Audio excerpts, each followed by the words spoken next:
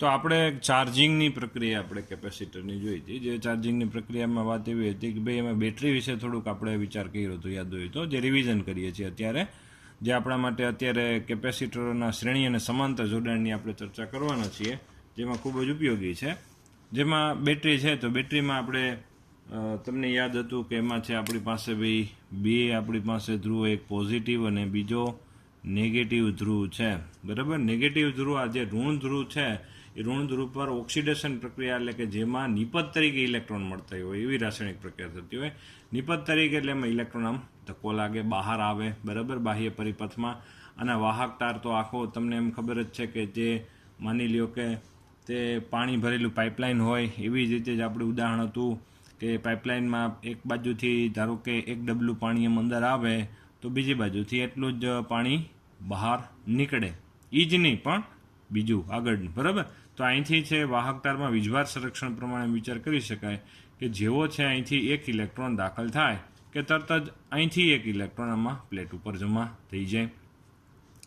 અહીંયા રિડક્શન પ્રક્રિયા થાય ધનધ્રુવ પર, કે જ્યાં પ્રક્રિયક તરીકે ઇલેક્ટ્રોનની જરૂર પડે, એટલે કે રાસાયણિક પ્રક્રિયામાં ઇલેક્ટ્રોનની જરૂરિયાત પડે, એટલે રાસાયણિક પ્રક્રિયાથી ઇલેક્ટ્રોનને બાહ્ય પરિપથમાં જ ખેંચશે, એટલે કે અહીંથી પાઇપલાઇનમાંથી એક ઇલેક્ટ્રોન ખેંચાઈ જાય, એટલે છેક આ વાહકમાંથી એક ઇલેક્ટ્રોન ખેંચાઈ જાય, જેથી એક અહીંયા ધન વીજભાર ખુલ્લો પડી જાય. આમનામ રાસાયણિક પ્રક્રિયા ચાલુ રહે તો અહીં બીજો ઇલેક્ટ્રોન આમ જાય, પાછો બીજો ઇલેક્ટ્રોન અહીંયા જમા થાય, પાછો એક ઇલેક્ટ્રોન આમ ખેંચાઈને અહીંયા આવી જાય. આમનામ જ્યાં સુધી આ સંપૂર્ણ વીજભાર આમાં જમા ન થાય ત્યાં સુધી આ પ્રક્રિયા ચાલુ રહે, અને એ એક ક્ષણમાં જ થઈ જાય હકીકતમાં. બીજા ક્ષણે તો શું થાય કે કેપેસિટર સંપૂર્ણ ચાર્જ થઈ જાય, એટલે એક ઇલેક્ટ્રોન જમા ન થાય. જમા ન થાય તો અહીંથી એક ઇલેક્ટ્રોન આવી ન શકે, તો રાસાયણિક પ્રક્રિયામાંથી એક ઇલેક્ટ્રોન છૂટો પડીને બાહ્ય વાહક તારમાં આવી ન શકે, એટલે રાસાયણિક પ્રક્રિયા જ બંધ થઈ જાય. આમ કેપેસિટરવાળો પરિપથ હોય જ્યાં ત્યાં એક જ ક્ષણમાં કેપેસિટર ચાર્જ થઈ જાય, અને બીજા ક્ષણે તો હકીકતમાં ત્યાં કોઈ પ્રવાહ પસાર થતો ન હોય, બરાબર. આ ઇલેક્ટ્રોનનો પ્રવાહ દર્શાવ્યો, રેવાજીક દર્શાવ્યો ત્યાંથી વિરુદ્ધ દિશામાં. આ કન્સેપ્ટ આપણે છે શ્રેણી જોડાણ, જે આપણી ટેક્સ્ટ બુકમાં છે ડાયરેક્ટ સીધી સમજૂતી આપેલી છે. એ સમજવા માટે આ વસ્તુ જે નોંધ સ્વરૂપે આપણે વિચાર કરી દઈએ હકીકતમાં, પણ એ આપણા માટે ખૂબ જ અગત્યની છે. ધારો કે 14મો ટોપિક છે કેપેસિટરોનું શ્રેણી જોડાણ. તો કેપેસિટરનું શ્રેણી જોડાણ અને સમાંતર જોડાણ, બરાબર. તો શ્રેણી અને સમાંતર જોડાણમાં ધારો કે આપણે વિચાર કરીએ કે એક આપણી પાસે આ 20 વોલ્ટની બેટરી થઈ ગઈ, આ ભાઈ ધારો કે પ્લસ અને આ ભાઈ માઇનસ, બરાબર. અને કેપેસિટર આપણે છે કે ભાઈ C1 કેપેસિટન્સ, C2 અને C3 કેપેસિટન્સવાળા કેપેસિટર શ્રેણીમાં જોડેલા છે. ત્રણેયના કેપેસિટન્સ અલગ અલગ, એનો મતલબ કે એમાં વીજભાર જમા કરવાની ક્ષમતા પણ કેવી છે, અલગ અલગ. ધારો કે ઉદાહરણ તરીકે વાત છે, બહુ મગજમાં ન લઈ લેતા, પણ ઉદાહરણ તરીકે વાત એવી છે કે ભાઈ ધારો કે આની એક પ્લેટ ઉપર વધુમાં વધુ 25 ઇલેક્ટ્રોન જ જમા થઈ શકે. આની પ્લેટ ઉપર વધુમાં વધુ ધારો કે આપણે ઉદાહરણ તરીકે રાખીએ કે ભાઈ 75 ઇલેક્ટ્રોન જમા થઈ શકે વધુમાં વધુ, અને આમાં છે વધુમાં વધુ છે આપણે 100 ઇલેક્ટ્રોન જમા થઈ શકે. આવી એક વાત છે, એક ઉદાહરણ તરીકે વાત છે, બરાબર. તો હવે છે આમાં વધુમાં વધુ જે આપણે જમા થઈ શકે એની આપણે વાત કરીએ છીએ, તો તેમાં અહીંયા છે આપણે એવું લખી શકાય એવું છે કે ભાઈ વધુમાં વધુ જે ઇલેક્ટ્રોન જમા થાય તેમાં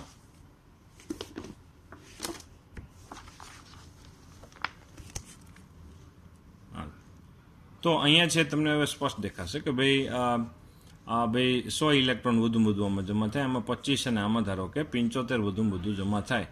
હવે બેટરીનો જે રૂલ્સ રેગ્યુલેશન, ઓક્સિડેશન રિડક્શન પ્રક્રિયા બંને એક સાથે, અને એ રૂલ્સ રેગ્યુલેશન પ્રમાણે છે. ધારો કે અહીંથી એક ઇલેક્ટ્રોન રવાના થયો, માની લ્યો અહીંથી એક ઇલેક્ટ્રોન આમ રવાના થાય ભાઈ ચાર્જિંગ પ્રક્રિયામાં, તો સામે છે અત્યારે સીધો એક ઇલેક્ટ્રોન અહીંયા, આ તો પાઇપલાઇન ભરેલી જ છે, સીધો એક ઇલેક્ટ્રોન એટલે કે અહીં ઋણ વીજભાર જમા થઈ જશે. હવે અહીંયા રિડક્શન પ્રક્રિયાની ખાસ જરૂરિયાત હોવાથી, ઇલેક્ટ્રોનની ખાસ જરૂરિયાત હોવાથી સમગ્ર પરિપથમાંથી ઇલેક્ટ્રોન ખેંચાશે, એટલે અહીંથી ઇલેક્ટ્રોન આમ જશે, જેથી અહીંયા ઋણ વીજભાર ને અહીંયા એક ધન વીજભાર ખુલ્લો થઈ જશે. વચ્ચેથી પસાર નહીં થાય કેપેસિટર, કારણ કે તમને ખબર છે કે વચ્ચે અવાહક માધ્યમ છે અથવા તો શૂન્ય અવકાશ, એમ વિચારો. તો પાછો ઇલેક્ટ્રોન અહીંથી અહીંયા ખેંચાઈને અહીં આવી જશે, એટલે આ ઇલેક્ટ્રોન આ ઋણ વીજભારિત પ્લેટ થઈ જાય ને આ કેવી થઈ જાય, એનો ધન વીજભાર એક ખુલ્લો પડે. અહીંયા છે એક ઇલેક્ટ્રોન અહીંથી ખેંચાઈને બાહ્ય પરિપથમાં આવે અને અહીંથી એક ઇલેક્ટ્રોન અહીંયા મળી જાય, એટલે કે હકીકતમાં રિડક્શન પ્રક્રિયામાં ઇલેક્ટ્રોન અને મળી ગયો. અને અહીંયા એક ધન વીજભાર એનો ખુલ્લો પડી ગયો. હકીકતમાં છે બેટરીને પૂછવામાં આવે કે ભાઈ તમારે ત્યાંથી પ્રક્રિયાઓ રાસાયણિક પ્રક્રિયા થાય તો એમાં ઋણ ધ્રુવમાંથી કેટલા ઇલેક્ટ્રોન રવાના થયા, તો બેટરી એમ કહેશે કે ભાઈ અમારે એક ઇલેક્ટ્રોન અહીંયા નેગેટિવમાંથી ગયો છે. દરેક કેપેસિટરને પૂછવામાં આવે કે તમારી ઋણ પ્લેટ ઉપર કેટલા કેટલા ઇલેક્ટ્રોન જમા થયા, બધા એમ કે અમારી ઉપર એક ભાઈ એટલો ઇલેક્ટ્રોન જમા થયો, સામે એટલો ધન વીજભાર સામેની સપાટી ઉપર ખુલ્લો પડ્યો છે એવું કે. બીજો ઇલેક્ટ્રોન માની લ્યો કે રવાના થયો, તો પાછો અહીંયા બીજો ઇલેક્ટ્રોન, અહીંયા પાછું બધા એક એક ઇલેક્ટ્રોન આમ ખેંચાતા અહીંથી એક ઇલેક્ટ્રોન અહીંયા ગયો, અહીં ઋણ વીજભાર, અહીં ધન વીજભાર ખુલ્લો પડ્યો, અહીંથી આમ ગયો તો આ ધન વીજભાર ખુલ્લો પડ્યો, અહીંયા ઇલેક્ટ્રોન, અહીંથી એક આમ ઇલેક્ટ્રોન આવ્યો, એટલે ટૂંકમાં અહીંયા બે રાસાયણિક પ્રક્રિયા થઈ. આમનામ વિચાર કરો તો ભાઈ બધા ઉપર આમનામ પ્રક્રિયા વિચાર કરો તો બધા ઉપર એક એક સરખો વીજભાર આમ વિતરિત થતો જાય. એક તબક્કે એવો થાય કે આમાં 25 ઇલેક્ટ્રોન જમા થઈ ગયા, વાત એવી છે. આમાં કેટલા થઈ ગયા, ઉદાહરણ તરીકે 25 ઇલેક્ટ્રોન માની લો કે જમા થઈ ગયા.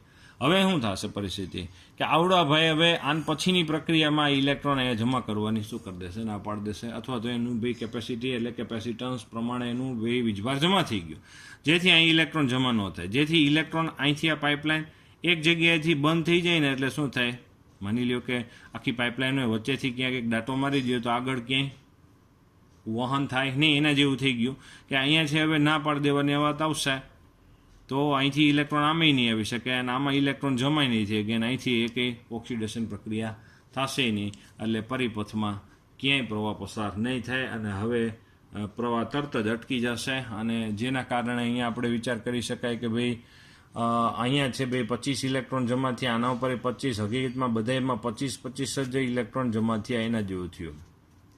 એટલે આના ઉપર જેટલો ઋણ વીજભાર જમા થયો આના ઉપર એટલો જ, આના ઉપર એટલો જ, બરાબર. અને આ સપાટી ઉપર જેટલો ધન વીજભાર જમા થયો આ સપાટી ઉપર એટલો જ ધન વીજભાર, ને આ સપાટી ઉપર એટલો જ ધન વીજભાર. આવી રીતે વિચાર કરી શકે, બધી સપાટી ઉપર ધન વીજભાર સમાન. ટૂંકમાં વાત એવી છે કે ભાઈ દરેક ઉપર અહીંયા ક્યુ કેવો હોય, દરેક ઉપર સમાન જ હોય, દરેકની ઉપર વીજભારનો જથ્થો કેવો રહેશે, સમાન જ રહેશે. બીજું, દરેકના બે છેડા વચ્ચે પીડી પાછો કેવો મળશે આપણને, અલગ અલગ મળી શકે. દરેકના બે છેડા વચ્ચે પીડી અલગ અલગ હશે, કારણ કે બધાના કેપેસિટન્સ કેવા છે, અલગ અલગ છે. દરેકના બે છેડા વચ્ચે પીડી V1 V2 V3, પીડી એટલે વિદ્યુત સ્થિતિમાનનો તફાવત. અહીંયા જો લખીએ છીએ કે ભાઈ C1 બરાબર Qના છેદમાં V1, C2 બરાબર Qના છેદમાં V2 અને C3 બરાબર Qના છેદમાં V3. આવી રીતે આપણે લખ્યું. Q બધામાં સમાન જ છે, બધાની કેપેસિટી અલગ અલગ હોવા છતાં પણ બધામાં સમાન વીજભારનો જથ્થો જમાન થાય. આ બાબત આપણા માટે સૌથી અગત્યની શ્રેણી જોડાણ માટે છે, જે MCQ દાખલાઓમાં ખૂબ જ ઉપયોગી. અલગ અલગ કેપેસિટન્સ હોવા છે. આ એના જેવી વસ્તુ છે કે એક માની લો કે 3 જણા જમવા બેઠા છે, ત્રણેયને એક સરખી રોટલી આપવામાં આવે. એક પહેલાં શરૂઆતમાં બધાને એક એક રોટલી આપી, પછી બે આપવામાં આવી. માની લો કે આનો ખોરાક છે 2 રોટલીનો છે, તો ત્રીજી ના પાડશે તો એકેય નહીં દેવાની પછી. એટલે એનો મતલબ એવો છે કે શ્રેણી જોડાણમાં એક જ જણ છે આમાં, એક જ વ્યક્તિ છે આમાં ધરાય, બાકી બધે ભૂખ્યા રહે, એના જેવી વાત થાય. એટલે કે Q બધામાં દરેક કેપેસિટર ઉપર Q સમાન. સામે છે આપણે વિચાર કરી શકીએ કે બધાનો પીડી એટલે કે V અસમાન હોઈ શકે, અસમાન હોઈ શકે એમ લખીએ છીએ. ગેરંટી નથી આપતા. શું કામ એને એમ કહીએ છીએ અસમાન જ હોઈ શકે? કારણ એ છે કે ભાઈ ગેરંટી ન અપાય, કારણ કે બધાએ માની લો શ્રેણી જોડાણમાં દરેકના કેપેસિટન્સ એટલે કે કેપેસિટી સમાન હોય તો શું થાય કે બધાના Q તો સમાન જ રહેવાના. તો C સમાન હોય તો પછી બધા ઉપર બધાને બે છેડા વચ્ચે પીડી પણ કેવો રહેશે, સમાન જ રહેશે, એમ આપણે કહી શકાય. તો અહીંયા જો આપણે વિચાર કરવામાં આવે તો ટોટલ પીડી એટલે કે આ બેટરીના પીડી આવી જશે. તો V બરાબર આપણે શું લખી શકાય, V1 + V2 + V3.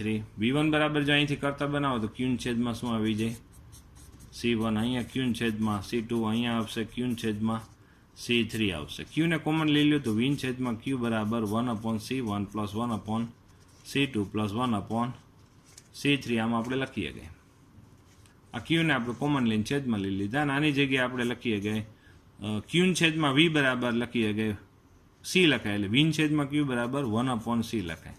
તો અને સીને આપણે સમતુલ્ય કેપેસિટન્સ કહેવાય. શું કહેવાય? સીને સમતુલ્ય કેપેસિટન્સ કહેવાય. ને એ સમતુલ્ય કેપેસિટન્સનું મૂલ્ય આમાં નાનામાં નાના કેપેસિટન્સ કરતાં નાનું પ્રાપ્ત થાય. સમતુલ્ય કેપેસિટન્સ એને કહેવાય. હવે જો ખાસ બાબત જે આપણી ટેક્સમાં નથી આવતી, જે આપણે ચર્ચા કરવી પડે કે ભાઈ સમતુલ્ય કેપેસિટન્સ એને કહેવાય કે ભાઈ આપણે ઉદાહરણ તરીકે આપણે વિચાર કરીએ કે ભાઈ અહીંયા આપણે જો વિચાર કરીએ કે ભાઈ આ 3 કેપેસિટર છે, સમતુલ્ય કેપેસિટન્સ એને કહેવામાં આવશે. સમતુલ્ય કેપેસિટન્સ એને કહેવામાં આવશે કે ભાઈ આ ત્રણેયને કાઢીને એક કેપેસિટર જોડો તો સમતુલ્ય કોની દ્રષ્ટિએ છે? બેટરીની દ્રષ્ટિએ છે. આ સમતુલ્ય કેપેસિટન્સ સી છે, બેટરી તો એની જોડીએ છે 20 વોલ્ટની. જોજો બરોબર, બેટરી તો જ એમ કે એક સમતુલ્ય કે ધારો કે અહીંથી છે, માની લ્યો કે કેટલા ઇલેક્ટ્રોન રવાના થયા હતા, તમે યાદ કરો જોઈએ, વધુમાં વધુ અહીં 25 થયા હતા, બરાબર ને? આપણું ઉદાહરણ છે, બરાબર. તો અહીંથી પણ કેટલા થવા જોઈએ? 25 જ ઇલેક્ટ્રોન રવાના થવા જોઈએ. એટલે આની ઋણ પ્લેટ ઉપર કેટલા જમા થવા જોઈએ? 25 જ ઇલેક્ટ્રોન જમા થવા જોઈએ. અહીંયા ઋણ પ્લેટ ઉપર આના ઉપર કેટલા ભાઈ ઇલેક્ટ્રોન જમા થવા જોઈએ? વધુમાં વધુ 25 ઇલેક્ટ્રોન જ જમા થવા જોઈએ. તો જ બેટરી શું કહે કે અમારે આ પરિસ્થિતિ અને આ પરિસ્થિતિ બે કેવી છે? શ્રેણી જોડાણ, સમગ્ર શ્રેણી જોડાણ. અને આખું શ્રેણી જોડાણ કાઢ્યા પછી આ એક કેપેસિટર જોડ્યું, તેમ છતાં પણ આ પરિસ્થિતિ એ આની સમતુલ્ય કહેવાય, સમાન ના કહેવાય. જો સમતુલ્ય શબ્દનો ઉપયોગ છે, સમાન એટલે ઈની જ, આ સમાન નથી. તમે નરી આંખે જોઈ શકો આ 3 છે, એના એક જ કેપેસિટર, પણ બેટરીની દ્રષ્ટિએ આ બે કેવા છે? સમતુલ્ય છે. કારણ કે અહીંયા બે એના બે છેડા વચ્ચે પીડી પણ વી છે. તો અહીંયા આનું કેપેસિટન્સ સી બરાબર શું લખી શકાય? ક્યુના છેદમાં વી આપણે લખી શકાય. ટૂંકમાં સમતુલ્ય કેપેસિટર એવો હોવો જોઈએ કે આ દરેક ઉપર, જો ખાસ બાબત, સમતુલ્ય કેપેસિટર પર જેટલો વીજભાર જમા થાય દરેક ઉપર એટલા જ મૂલ્યનો વીજભાર જમા થાય. અથવા તો ઊંધું, દરેક ઉપર જે સમાન વીજભાર જમા થશે શ્રેણી જોડાણમાં, સમતુલ્યમાં પણ એટલો જ વીજભાર દરેક ઉપર જેટલો હોય એટલો જ જમા થાય. તો અહીંયા છે ભાઈ 1/c બરાબર શું લખી શકે? વીન છેદમાં ક્યુ. અને આ વીના છેદમાં ક્યુ બરાબર આપણે આ સમીકરણમાં લખ્યું ભાઈ કે વીના છેદમાં ક્યુ બરાબર 1/c. અને સીને આપણે શું કહીએ છીએ? સમતુલ્ય કેપેસિટન્સ. બરાબર, ખાસ યાદ રાખવા જેવી વાત છે, જે ટેક્સમાં ક્યાંય નથી આવતી, પણ દાખલા MCQમાં ખૂબ જ ઉપયોગી વસ્તુ છે કે સમતુલ્ય પણ કોની દ્રષ્ટિએ? બેટરીની દ્રષ્ટિએ છે. ખાસ બાબત જોવા જેવી વસ્તુ છે. હવે જો આપણે આગળ વધીએ, આ શ્રેણી જોડાણ થયું. હવે સમાંતર જોડાણ માટે વિચાર કરીએ. પાછા એને જ કેપેસિટર માની લો C1, C2 ને C3. હવે સમાંતરમાં શું થશે કે ભાઈ માની લો કે અહીંથી ઇલેક્ટ્રોન આ બેટરીનો જ વિચાર કરવાનો છે. હા ભાઈ, બેટરીનો ઋણ ધ્રુવ આ ધન ધ્રુવ છે, તો અહીંથી ઇલેક્ટ્રોન છે રવાના થાય અને એ ઇલેક્ટ્રોન છે હવે અહીંયા જંકશન પડે. જંકશન એટલે કે જ્યાં બે કરતાં વધારે વાહકતા ભેગા થતા હોય જંકશન કહેવાય. તો આ જંકશન પડે, એ જંકશન પાસે છે હવે ઇલેક્ટ્રોનને 3 જગ્યા મળે જવા માટે. માની લો કે આ બાજુ ગયો, તો આ બાજુ ઇલેક્ટ્રોન જમા થઈ ગયો. અહીંયા બેટરીને પછી ઇલેક્ટ્રોન જોઈએ જ છે ધન ધ્રુવ પાસે, એટલે ઇલેક્ટ્રોન ખેંચાશે, એટલે કે અહીંયા એટલો ધન વીજભાર શું પડશે? ખુલ્લો પડશે. અહીંયા એક ઇલેક્ટ્રોન રવાના થયો, એક પાછો આવી ગયો. સામે આ એક જ કેપેસિટર પર એક જ ઇલેક્ટ્રોન જમા થયો. સામે બીજો ઇલેક્ટ્રોન રવાના થાય, માની લો અહીંયા જ જમા થઈ ગયો એમ સમજો. ઉદાહરણ તરીકે અહીંથી ઇલેક્ટ્રોન ખેંચાઈને અહીંયા આવી ગયો. બેટરીને કંઈ વાંધો નથી. બેટરીને વાંધો ક્યારે પડશે? કે માની લો કે બે એક જ પ્રક્રિયા થાય, માત્ર ઓક્સિડેશન અથવા તો રિડક્શન, તો બેટરી બેમાંથી એકેય પ્રક્રિયા નહીં કરે, બે પ્રક્રિયા બંધ જ કરી દેશે. એટલે બેટરી બંધ એટલે પ્રવાહ બંધ. અત્યારે પ્રવાહ ચાલુ છે, આમથી આમ ઇલેક્ટ્રોન જાય છે, બરાબર, આમથી આમ જઈ રહ્યા છે. પણ આ ક્યાં સુધી? માની લો કે આ C1 આપણે વાત હતી, આ C1 ને ભાઈ એની પ્લેટ ઉપર માની લો કે 100 ઇલેક્ટ્રોન જમા થઈ ગયા એમ હતા, તો 100 સુધી આ પ્રક્રિયા ચાલુ રહી. એટલે એનો મતલબ કે આને ભરપેટ ભોજન પ્રાપ્ત થઈ જાય. એટલે કે આના ઉપર માની લો કે ધન વીજભાર પર અહીંયા પ્લસ Q1 વીજભાર જમા થાય, તો આના ઉપર ઋણ પ્લેટ ઉપર માઇનસ Q1 જેટલો વીજભાર, અને ટૂંકમાં એને ભરપેટ ભોજન પ્રાપ્ત થઈ ગયું છે. એની પ્લેટ ઉપર એને જોતો તો એટલો ધન વીજભાર, ઋણ વીજભાર પ્રાપ્ત થઈ ગયો છે, ધરાઈ ગયો. એના જેવી વાત થઈ ગઈ. તો અહીંયા આપણે C1 બરાબર શું લખી શકાય? Q1 ના છેદમાં V. આવું શું કામે લખી શકાય? જો આની સામે આમાં Q સમાન ન પણ રહેશે, જ્યારે PD આમાં કેવો રહેશે?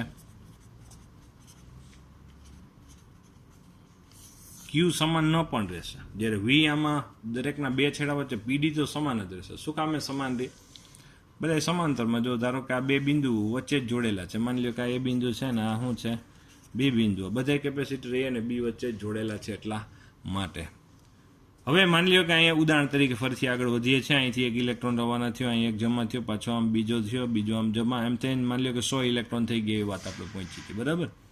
100 ઇલેક્ટ્રોન 101માં અહીંથી રવાના થાય ને જંકશન પડે તો ઉપર નહીં જઈ શકે, ઉપર સંપૂર્ણ વીજભાર જ થઈ ગયો છે.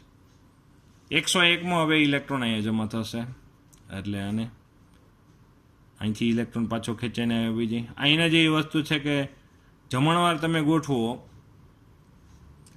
તો બધાને એક એક કરીને જમાડવાના, બધાને એક આરે નહીં. એક ધરાઈ જાય, પછી બીજો ધરાઈ જાય, પછી ત્રીજો ધરાઈ જાય, એના જેવી વાત છે. આમાં આને માની લો કે 125માં ઇલેક્ટ્રોન રવાના થાય, એટલે અહીંયા સુધી ભાઈ આના ઉપર એ ભાઈ પ્લસ Q2 માઇનસ Q2 એના ઉપર જેટલી કેપેસિટી છે એ મુજબ વીજભાર શું થઈ જશે, જમા થઈ જશે, બરાબર. અને આપણે લખી શકાય C2 બરાબર Q2 છેદમાં V લખી શકાય, કારણ કે બે છેડા વચ્ચે પીડી કેવો છે, સમાન છે. સામે ભાઈ ત્રીજો, હવે 126માં ઇલેક્ટ્રોન જે રવાના થાય તે આ બે તો હવે સંપૂર્ણ વીજભારિત થઈ ગયા, એટલે એ બ્લોક થઈ ગયા. સીધો 126માં આ બાજુ આવશે, અને આને પણ પછી એવી જ રીતે ક્રમશઃ પાછો શું થશે, એ ચાર્જ થતો જાય ને એના ઉપર એટલો જ C3 બરાબર Q3 છેદમાં V જેટલો વીજભાર શું થઈ જશે, Q3 જેટલો વીજભાર જમા થઈ જશે, ને V તો બધા એમ સમાન જ છે. તો ત્રણેય ઉપર જમા થતો કુલ વીજભારનો જથ્થો કેટલો થાય, Q બરાબર Q1 plus Q2 plus Q3 થાય. અને Q1 બરાબર આ સમીકરણ મુજબ આપણે અહીંયા શું લખી શકાય, Q1 બરાબર ભાઈ લખી શકાય C1V, Q2 બરાબર C2V અને Q3 બરાબર C3V લખી શકાય. ભાઈ C1V અહીંથી લખ્યું, બરાબર. V બધામાં બે છેડા વચ્ચે બધાને કેવો છે, સમાન. વીન કોમન લઈને છેદમાં લઈ લો, Q છેદમાં V બરાબર C1 plus C2 plus C3. Q એટલે શું છે, ત્રણેય ઉપર જમા થતો કુલ વીજભારનો જથ્થો. તો હવે આ ત્રણેય કેપેસિટર સમાંતર જોડાણના છે, કાઢીને એક કેપેસિટર આપણે અહીંયા જોડી દઈએ. એક કેપેસિટર એવું હોવું જોઈએ કે બેટરીની દ્રષ્ટિએ કેવું હોવું જોઈએ, સમતુલ્ય. અહીંયા બેટરીને ધારો કે પૂછવો જોઈએ કે ભાઈ એમાં ઋણ ધ્રુવમાંથી કેટલા ઇલેક્ટ્રોન રવાના થયા હતા, તો ભાઈ અહીંયા 100, 25 અને 75, એટલે ટોટલ કેટલા થયા, આ 75 હતો ને આપણે ઉદાહરણ તરીકે રાખ્યું હતું આની, બરાબર. તો ટોટલ અહીંથી 200 ઇલેક્ટ્રોન રવાના થયા હોય, અને 200 આમાં વેચાઈ ગયા હોય, બરાબર. તો આ બેટરી અહીંથી પણ તો આ સમતુલ્ય તો જ થાય કે અહીંયા પણ 200 રવાના થવા જોઈએ, એટલે કે અહીંયા છે ભાઈ એનો મતલબ એવો થયો કે આ કેપેસિટર ઉપર આ ત્રણેયના સરવાળા જેટલો વીજભાર જમા થવો જોઈએ, એટલે Q1 plus Q2 plus Q3 જેટલો વીજભાર જમા થવો જોઈએ.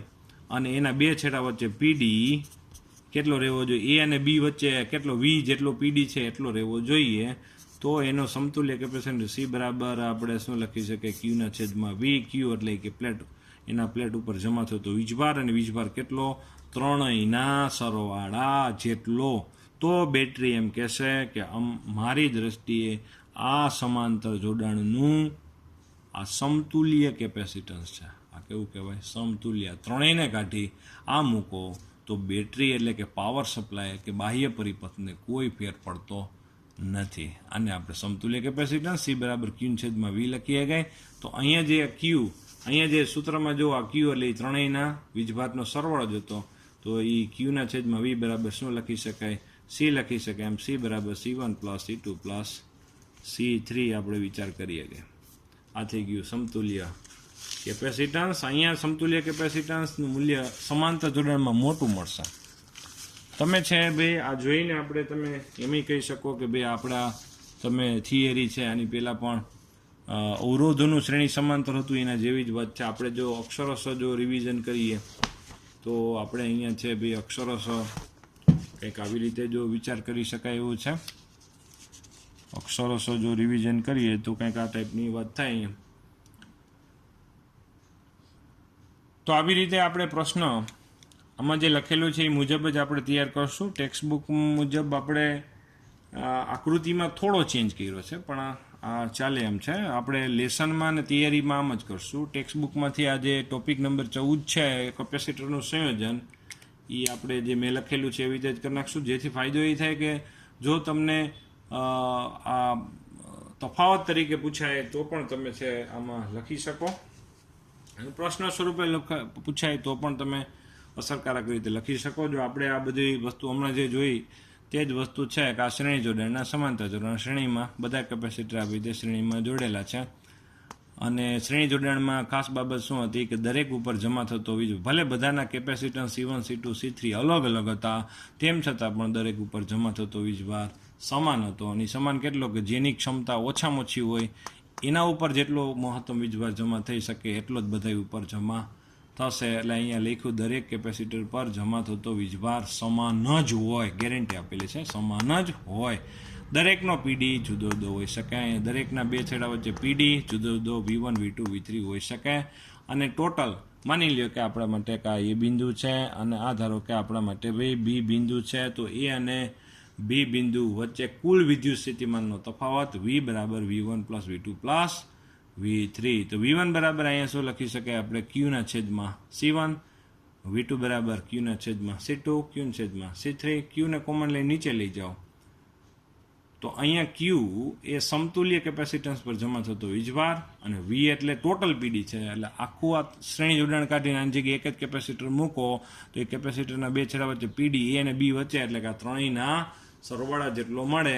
એટલે V છેદમાં Q બરાબર આપણે લખીએ છીએ 1/C લખીએ છીએ. આમ શ્રેણી જોડાણ માટે સમતુલ્ય કેપેસિટન્સનું સૂત્ર શું મળી ગયું? 1/C બરાબર 1/C1 plus 1/C2 plus 1/C3.